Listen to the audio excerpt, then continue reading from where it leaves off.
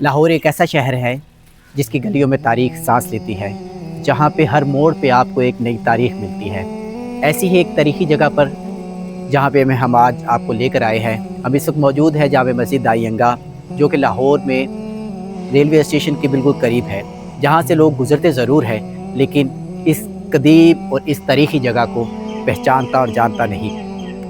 مسجد عام نہیں بلکہ مغل دور کی ایک تاریخی اور قدیمی مسجد ہے، جو کہ بادشاہ شاہ جہاں کے دور میں تعمیر ہوئی، اور حیران کن بات یہ ہے، یہ کسی بادشاہ نے تعمیر نہیں کروائی بلکہ اس مسجد کو تعمیر کروایا ہے ایک خاتون نے، اور اس خاتون کا نام ہے دائی انگا۔ وہ مغل شہزادے شاہ شجاع کی دائیہ تھی، اور اس وقت میں دائیہ جو ہوتی تھی اس کو ایک خادمہ نہیں بلکہ بادشاہ کے محل کے اندر ایک خاص مقام حاصل تھا، اس کو ایک خاندان کا فرد سمجھا جاتا تھا۔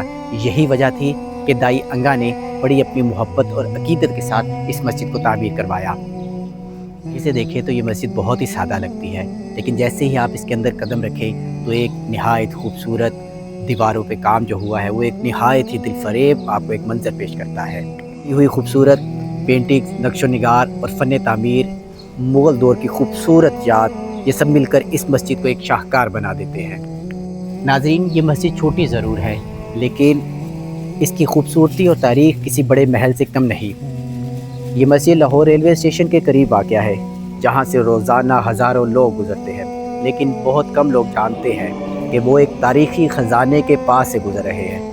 وقت کے ساتھ ساتھ یہ مسجد نظر انداز ہوتی گئی، لیکن خوش قسمتی سے walled city of Lahore authority نے اس کی بحالی کا کام کیا، اور آج یہ مسجد پھر سے اپنی کچھ اصلی خوبصورتی میں نظر آتی ہے۔